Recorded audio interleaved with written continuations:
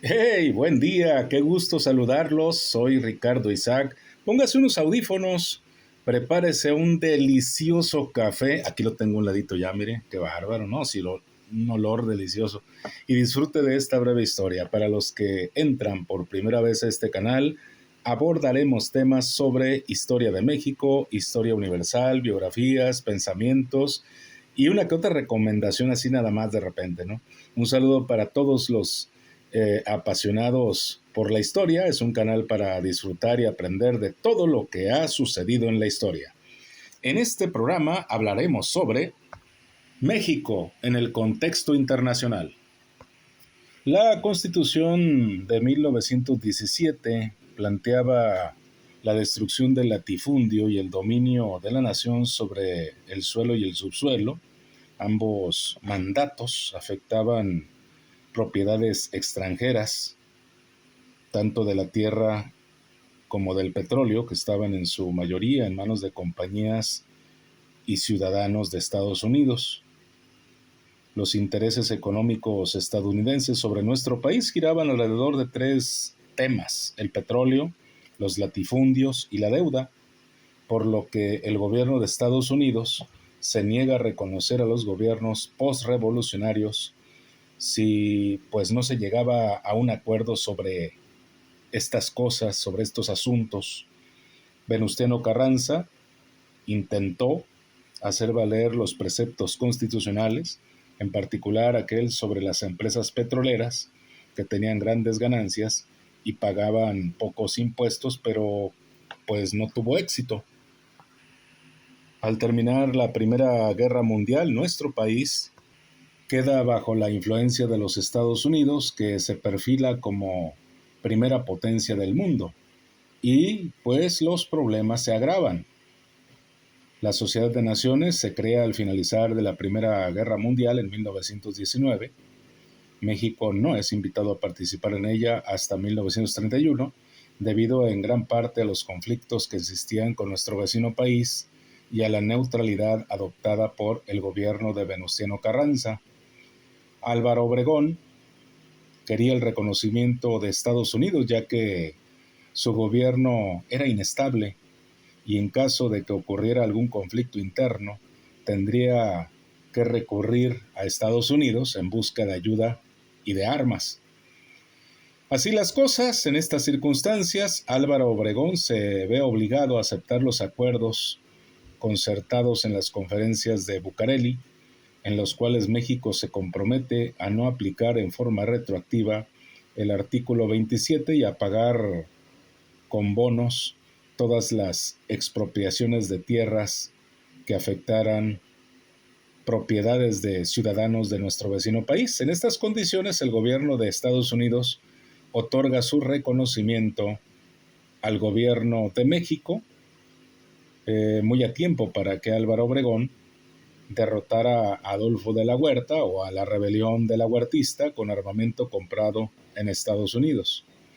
Los gobernantes que siguieron a Obregón temían que Estados Unidos se apropiara de los recursos naturales de México, por lo que el gobierno de Plutarco Elías Calles dictó leyes reglamentarias al artículo 27, en las cuales se prohibía que los extranjeros poseyeran propiedades en una franja de 100 kilómetros de ancho a lo largo de las fronteras y 50 en las costas. Además dispuso pues que las empresas petroleras cambiaran sus títulos de propiedad por concesiones con duración de 50 años. Las relaciones entre México y Estados Unidos se endurecen hasta que Plutarco Elías Calles cede. Los títulos de propiedad se cambiaron por concesiones sin límite y Plutarco disminuye el ritmo del reparto de tierras para no afectar propiedades en manos de empresas estadounidenses. Había muchas rebeliones, había guerras en el periodo del caudillismo. Los gobiernos posrevolucionarios se ven obligados a suspender el pago de deuda hasta 1929, recordemos la Gran Depresión, e hizo que muchos países entraran en crisis, situación que aminoró el efecto político de la falta de pago. Recordemos la Primera Guerra Mundial entre 1914 y 1918. Había conflictos en Europa, conflictos políticos y también en Asia. Se agudizan debido a esta guerra que pues estaba en curso. Nuestro vecino país decide aplicar una política de buena vecindad para aislar pues al continente de influencias de las potencias del eje, ya que el gobierno de Estados Unidos consideraba que debía reforzar sus fronteras y ganarse la solidaridad del continente cuando pues Estados Unidos, ese propio país, interviniera en la guerra al lado de los aliados. La Gran Depresión tuvo consecuencias para México, pues obligó a los gobiernos mexicanos a iniciar el proceso de desarrollo de la industria nacional. En 1931, con la mediación de nuestro vecino país, México fue aceptado como miembro de la Sociedad de Naciones. La decisión de Cárdenas de Lázaro de expropiar las riquezas petroleras para rescatarlas de manos extranjeras, así como de reactivar la reforma agraria, provoca represalias por parte de Estados Unidos. Se suspensión de la compra de plata, cierre de mercados internacionales, retiro de inversiones, ya que pues tanto las compañías petroleras como gran parte de las tierras expropiadas estaban en manos de estadounidenses. En vísperas de la Segunda Guerra Mundial, recordemos que la Segunda Guerra Mundial fue de 1939 a 1945. Estados Unidos accede a reducir las exigencias y los dos países llegaron a un arreglo, a un entendimiento. Y aquí se recalca que la política internacional de los gobiernos postrevolucionarios siempre fue de respeto a la soberanía y a la autodeterminación de las naciones. Se demuestra cuando el gobierno de Calles dio su apoyo a la rebelión del general Augusto César Sandino en Nicaragua contra el gobierno conservador respaldado por una invasión de Estados Unidos, y también cuando en 1930, bajo el gobierno de Ortiz Rubio, el canciller Genaro Estrada pronunció la doctrina que lleva su nombre, la doctrina Estrada. México se oponía a que gobiernos extranjeros se pronunciaran a favor o en contra del gobierno de un país cuando se produjera un cambio por la vía revolucionaria. El respeto de nuestro país a la soberanía y a la autodeterminación de las naciones también quedó demostrado cuando el presidente Lázaro Cárdenas apoyó a la República Española contra la rebelión y usurpación de los monarquistas encabezada por el general Franco, secundado por los gobiernos fascistas de Alemania e Italia. El gobierno de Lázaro Cárdenas también ofrece asilo al líder ruso León Trotsky, perseguido en la Unión Soviética por oponerse a la política de Stalin, una política represiva. Al inicio de la Segunda Guerra Mundial, recordamos 1939, Lázaro Cárdenas condena la invasión italiana a Etiopía, la anexión de Austria y la invasión de Polonia perpetrada por las fuerzas nazis. Para el año de 1936 comienza la Guerra Civil Española. El general Franco, apoyado por grupos de derecha, entre los que se encontraban falangistas y monarquistas, derroca mediante un golpe de Estado al gobierno de España, gobierno republicano, instaurando una dictadura. El golpe militar fue apoyado por Italia, por Alemania, países en los que se habían establecido estados fascistas dirigidos por Hitler y por Mussolini. Los republicanos organizaron la resistencia. Se va hasta 1939 esta resistencia, cuando fueron derrotados por las huestes de Franco. Muchos gobiernos se pronuncian en contra del golpe militar, y pues entre ellos el gobierno de Lázaro Cárdenas, que condenó la usurpación como la agresión nazi-fascista contra la península. México colabora con el gobierno de la República Española, proporcionándole armamento y sirviendo de puente para que otros gobiernos hicieran lo mismo. Cuando la República fue derrotada, el gobierno de Cárdenas ofreció refugio a un grupo de españoles connotados intelectuales cuya ideología era contraria al fascismo.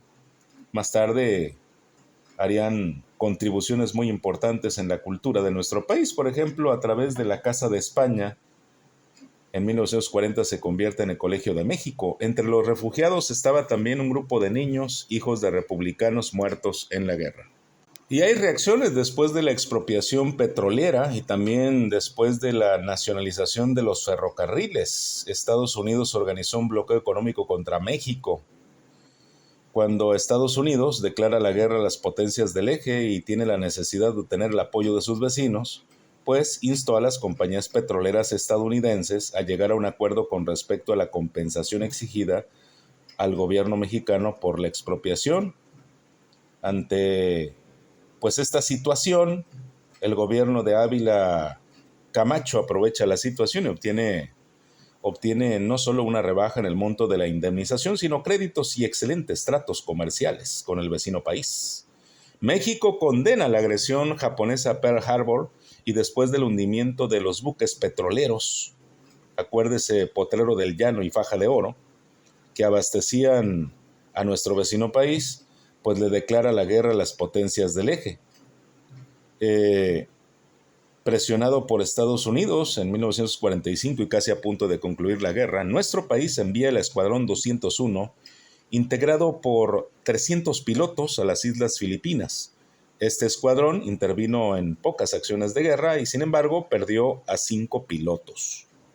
Y pues cuando hay guerra, usted sabe, se obstaculizan muchas cosas, entre ello el tráfico de mercancías, y las mercancías mexicanas hacia Europa pues se vieron obstaculizadas, valga la redundancia, y nuestro país, nuestro México, se ve obligado a orientar su comercio externo hacia Estados Unidos. Como consecuencia de la guerra, las relaciones comerciales de México con Europa se reducen al mínimo y Estados Unidos se convierte en el principal destino de las exportaciones y en el país que nos proveía de todo lo que no producíamos. Las exportaciones mexicanas hacia Estados Unidos pasaron del 50 al 85% en el periodo de la guerra, es decir, de 1939 a 1945. Y las consecuencias fue que se aceleró la producción industrial en México. El tiempo que duró la guerra y el tiempo que tardaron en recuperarse las potencias representa un periodo de auge para la economía de nuestro país, así como un periodo de paz, relativa paz social, al que incluso se le conoce con el nombre de Milagro Mexicano. En el gobierno de Ávila Camacho, pues se utilizó el pretexto de la guerra para apoyar a empresarios y posponer las demandas de los trabajadores, evitando huelgas y manifestaciones de personas descontentas. Sin embargo, la pérdida del poder adquisitivo de trabajadores entre 1939 y el 52, año en que finalizó el gobierno de Alemán, llegó a ser del 40%. México firma un convenio con Estados Unidos por medio del cual se comprometía a enviar hombres para trabajar en el campo, a los que se les conoció como braceros, y también a obreros y profesionistas. Esto es para sustituir a los soldados que luchaban en el frente. Al finalizar la guerra, los países que habían estado en guerra, empezaron a producir y se redujeron las exportaciones mexicanas. Las importaciones de equipo industrial, de maquinaria y cosas de lujo aumentaron con mayor rapidez que las exportaciones, dando como resultado un déficit que el gobierno resolvió pues devaluando la moneda. Así inicia el fin del milagro mexicano.